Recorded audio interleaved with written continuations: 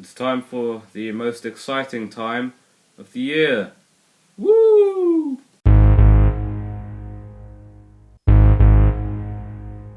Hello, it's me, Ricky Lai, from the Rick the Lai channel, where I talk about music. And this time around, I'm doing my year-end lists. That's right, my countdowns talking about the best and the worst of the music I heard in 2016. Now, before I get to the more positive stuff, the best songs, EPs, and albums, of course, I have to get through the worst albums that I heard this year. The top 15 worst albums of 2016.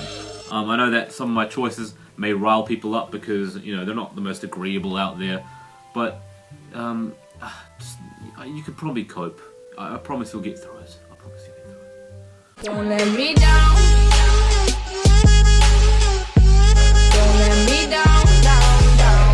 This is technically just an EP, but I had to include it on the list because the Chainsmokers dominated the charts this year, for the most part anyways. They had hit after hit after hit, and their song Closer became probably the hit song of the year, getting to #1 for like a few weeks at least. But this EP, full of 5 of the biggest hits of this year, when you actually listen to them, you realize that the Chainsmokers really failed to provide anything outside a formulaic, predictable, and just bland, colorless form of electronic dance music. Very copy-paste song structures, and very lazily written melodies that only consist of 2 or 3 notes repeated over and over again. It's not the kind of lazy songwriting you'd expect to hear on a hit song, but considering some of the tepid stuff that's gotten into the charts this year, I wouldn't be surprised. You know, sometimes I like to be optimistic about things, so maybe this EP is like gonna make more electronic producers strive to create better, more creative, textured,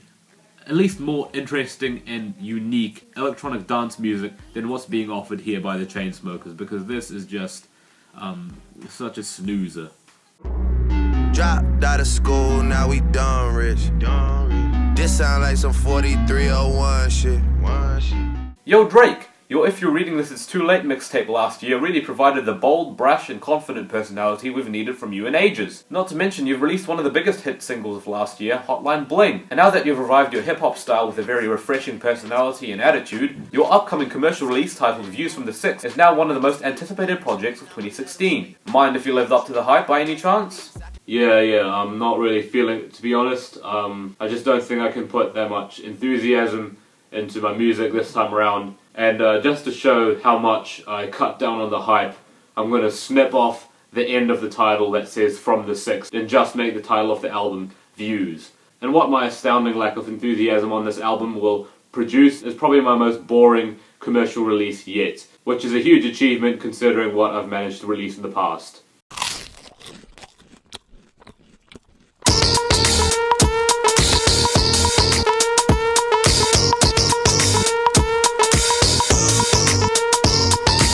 I mean, there was a good Skrillex collab on this, and that's it. I know that Mr. Oizo can produce a more fulfilling electro house album than this, because this is just a very bare bones, empty, unfulfilling album, just full of non-songs, really. You know, it's more just a collection of tedious snippets that are just looped for a certain amount of time, maybe for like 1 or 2 minutes. They're not developed, they're not fleshed out. It's just a very forgettable track listing here. Now if I fuck this model, and she just bleach her asshole, and I get bleach on my t-shirt, I'ma feel like an asshole.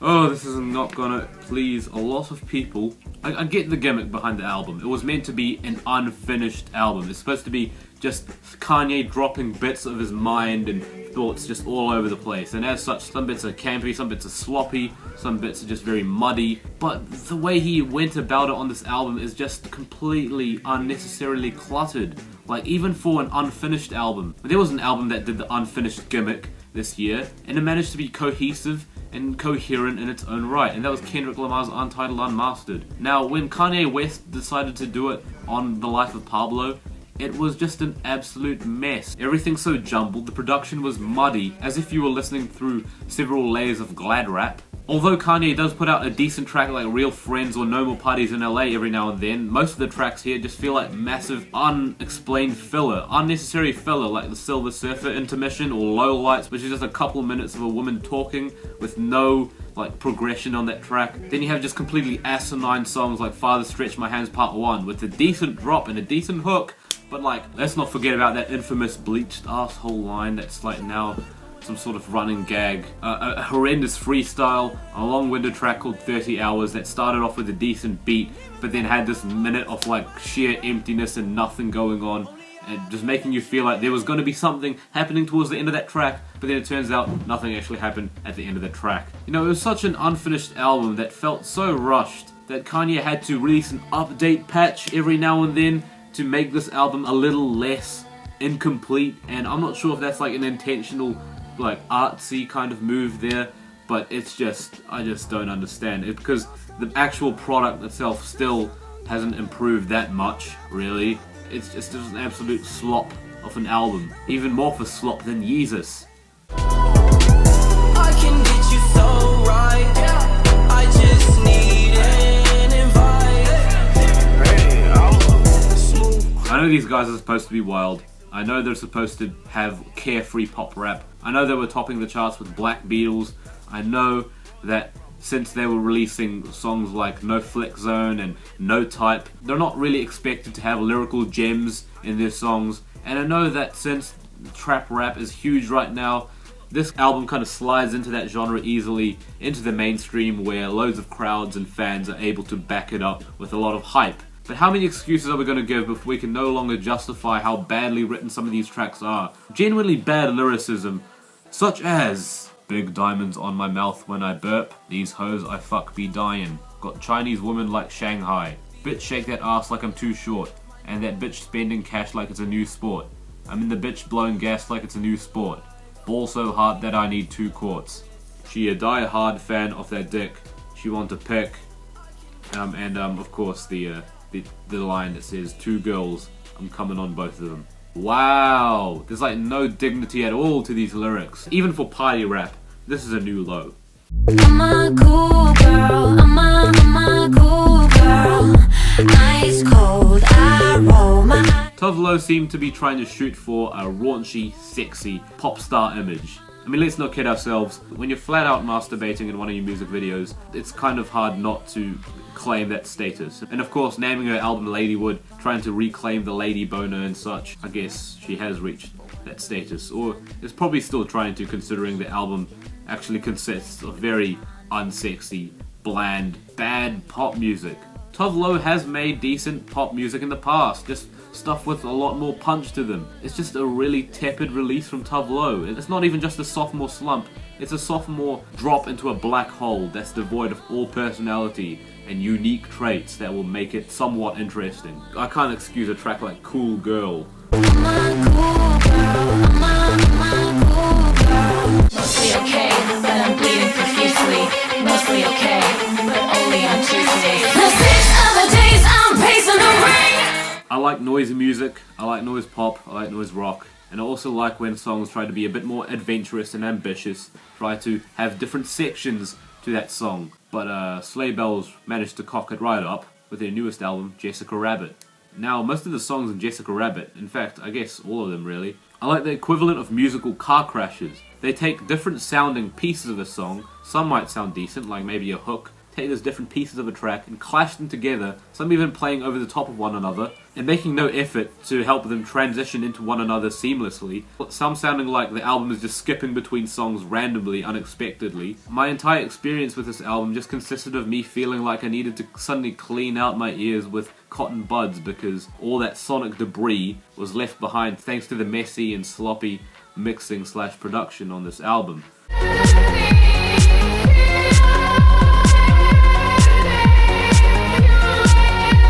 Now, Crystal Castles was known for being just a very wild and eclectic group, taking influences from chiptune, darkwave, electro house. It was just a really constantly interesting aesthetic and music style that they were putting up with their first 2 albums, constantly hammering you with new sounds and just really cool textures. Now, the lead vocalist of Crystal Castles, Alice Glass, left the group very recently, and so this left Ethan Kath, the producer, to kind of possibly take things down a new path for the Crystal Castles project, considering that his production was very key and always constantly interesting on those first two albums. Ethan Cath got another vocalist on board to replace Alice, Edith Francis. Her vocal performance here still sounds like a very bad parody of Alice Glass, but I might leave that up to the fact that maybe she's settling into things. What isn't excusable though is just the bad production here. I wouldn't have expected this lack of creativity from Crystal Castles of all groups. I know I'm throwing around the word generic a lot on this list, but this is really just generic dance music. And it's very muffled, fuzzy, electronic dance music that sounds like you're listening through it through a pair of broken earbuds. You're my favorite song, my sing-along. You shine bright like lighters in the dark, and you're my clarity. And now we come to Simple Plan. Well, we just had a voice crack there. Actually, no, that's quite fitting, because Simple Plan on this album very much sound like teenagers, angsty, whiny teenagers just going through puberty. And you know, there have been bands that have embraced the naivety and silliness of teenage years as well as childhood. Like Weezer, for example, they did it pretty well on their newest album. They show that they could still do that and still not come off entirely cringy. However, a lot of other bands this year have tried to do that and fail, like Blink-182, for example, on their newest record. Simple Plan have just done it in the worst way possible, really. Look at some of these song titles. Just look at titles like P.S. I Hate You, Opinion Overload. These sound like things that you'd hear in like an argument on the playground between primary school kids. It's just very bad pop punk here. Not only just feeling very overproduced, but also lyrically cringeworthy. Like there's no song here that won't make you wince at least a little bit. Just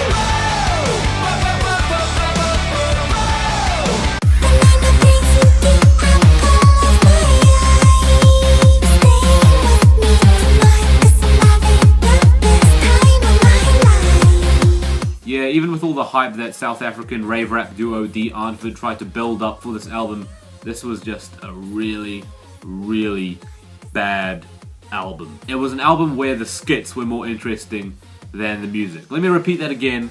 The skits were more interesting than the music. The actual music consists of like very generic parodies of genres like rave music and down-tempo stoner rap. These parodies end up being just as bland as the content that they're trying to parody, which is like just a complete dose of irony, isn't it? Maybe towards the end things get a little more substantial, a little more topical, but by that point, at the end of the album, like, what? Seriously? You bring us in with some of your worst songs ever, some of your worst, most cringeworthy lyrics. Baby girl, you're so fine, so fine, you blow my mind. You so cute like Pikachu, then no one so sweet like you. I was that then. Your most badly mixed and produced songs yet, and then you expect us to listen and take in some deep songs about hard life on the streets. I mean, I guess they're kind of the better the tracks on here, but even then, at that point of the album, is there even any point in caring anymore? Again, let me reiterate. The skits are more interesting than the music. Sometimes I get the feeling she's watching over me, and other times I feel like I should go. Say what you want about My Chemical Romance's The Black Parade, it is quite a respected album by quite a lot of people, showing that emo and post-hardcore did have quite a lot to offer in the mid-2000s. What I want to say about this My Chemical Romance album is that it was reaching its 10th anniversary this year. What better way to kind of milk cash out of this popular, respected album than to release a reissue of the album with some demos, some unreleased demos. I haven't listened to them, honestly, they're not the interesting part here. The interesting part was this covers album, this covers compilation that came with each purchase of the Rock Sound magazine, and honestly it is a very bad covers compilation. Various rock bands and 21 Pilots team up to kind of do some covers of songs from the Black Parade, and it is like a very bad day of karaoke. Like, some of this stuff is so soulless, it's like the bands knew that this was all a cash grab, so they just didn't try at all. So many of these covers shed away any heart or energy or any passion. Against the current cover of Teenagers sounds more like a Christmas song. Teenagers scared the living shit out of me. They could care less as long as someone will bleed. You know, I understand putting your own twist on a song, that's kind of the point of a cover, but you'd expect it to kind of work in the spirit of the original song. When you have a song that is as gritty angsty and explicit as Teenagers by My Chemical Romance. It's not exactly the most fulfilling thing in the world to hear a cover of it that sounds more like it's suited for the Santa Parade than the Black Parade. Why not just let the Black Parade as an album live on as itself? Let its legacy just stay on the 10th anniversary. It's got loads of fans to kind of honor it themselves. They don't need some shoddy covers album that was whipped up and commissioned by some Rock Sound magazine thing. I just don't understand it. Seattle coffee, Memphis blues, Chi-Town wind, Miami cruise. There's 1,000 stories between me and you. Now, Steven Tyler from Aerosmith decided to go solo on this new album of his, and it was a venture into country music. Was it good? No. And it very well could have been. I mean, Steven Tyler seemed like the sort of singer slash artist slash performer that could pull off a good country album, but this is just a very bad commercial stab at country music. And not only that, but it's very cringeworthy in trying to pander to American patriotism, symbols of Americana, like maybe Tom Petty on the radio, or fireworks on the 4th of July, or cornbread. No joke, there's like a moment where Steven Tyler stops the song and says, "Damn, cornbread. I love that stuff." And a lot of this album really just seems like a massive parody of country music. And if it is a parody, it's not very funny. It just makes you cringe the whole way through, really. It's an overproduced, glossy rubble with the occasional track that tries to switch things out of the usual genre of country rock. Maybe tries to match Steven Tyler's gasoline-soaked rock star voice with some royalty-free vlogging music. It don't matter if it's raining, nothing can faze me. I make my own sunshine. And in some of the wildest cases, even some songs that sound like they'd be better suited for Taylor Swift when she was starting out with the country stuff. It's just a very bad country album, if you'd be willing to associate it with that genre. I stuff my courage and I know what's going on. Another language is stuck. We're getting closer to the top spot. We're at the top 3, and this adult jazz album called Earrings Off is a very screechy, ear-piercing bit of avant-garde art pop. Adult Jazz aren't a bad band because they have made a great album in the past, Just Is, which was a genuinely good art pop album because it combined the weird with the wonderful. It was being experimental, it was being a little off-kilter, it was being quite eerie, but it sounded good. Now, this new album of theirs, Earrings Off, is like the opposite of that. I know that when you're experimenting, you're taking a lot of risks, but there are just some sounds and textures that sound bad when you pair them together, or stack them on top of one another, or just try to put them all in the same song. And somehow, Adult Jazz managed to pull that off the whole way through. You know, baby, you don't get a free pass. So I told her ass gas on grass. Post Malone, Stoney. Having good vibes is not a sufficient excuse for a genuinely badly written album like this. You know, I'm not expecting lyrical triumph here, but I'm expecting a little more dignity, a little more, you know, standards than this. Or this. Or this. Or this. Every moment that Post Malone manages to bring some sort of interesting topic into the equation, maybe the fear of dying too young, or the pressure of an artist trying to please their fans, or the aftermath of a breakup, every time he brings up an interesting topic like that on a song, he dashes those hopes with some of the most asinine lyrics about flexing, being a baller, being some stone cold, ice drinking, whip riding, baller, pimp, man, who's a party animal and just you know, even on that track Go Flex, which was quite popular, the instrumental sounds like it's going to be really huge and inspirational, but instead the lyrics actually end up talking about how much Post Malone wants to go flex with gold on his teeth and on his neck. Man, I just wanna go flex, gold on my teeth and on my neck. Oh my gosh, how is this so bad? Niggas gon' tell me they got shit. Motherfucker goes up regardless. Motherfucker goes up regardless. Motherfucker goes up regardless. Motherfucker goes up regardless. Motherfucker goes up regardless. Did Desiigner even try?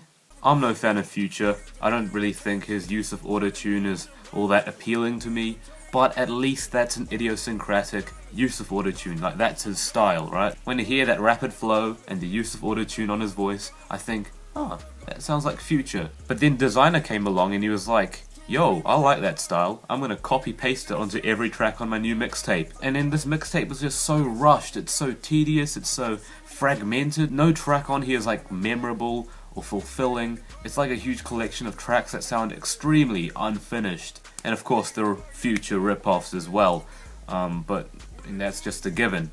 It was rushed and pieced together very quickly just to ride the hype wave that was coming from that Panda single that he was getting a lot of buzz from earlier this year. And that's probably the only decent track on here, and that's because I was just so exposed to it in 2016, it was on the radio and everything, that eventually it had to grow on me. I guess the interludes on this thing were alright. They were actually quite gorgeous, orchestral, symphonic sort of things, but they sound like they were just taken out of some other album and slapped onto the mixtape, because they match none of the actual stuff with Desiigner rapping. This is an awful mixtape. It's not just bad in the fact that the music sounds bad, or the fact that you can't understand like half the words that Desiigner's saying, maybe even 3/4 of what Desiigner's saying. But in terms of representing Desiigner as an artist, having to rush to get this thing out, slapping together some lazy tracks, and just straight up ripping off someone else's style, someone else who is also getting a lot of spotlight in the music industry right now, it's just absolutely not cool. And that's exactly why Desiigner's new English mixtape is just the worst album of 2016 for me. I mean, I know some of you might be wondering, where's that Corey Feldman album? Well, consider that like a number 0. I know there will be a lot of disagreements with this list, and if that's the case, oh well. But otherwise, thank you very much for watching, and make sure you stick around for my next couple of year-end lists that are coming out in the next week or so, featuring my favorite EPs, tracks, and of course, albums of the year. See you later.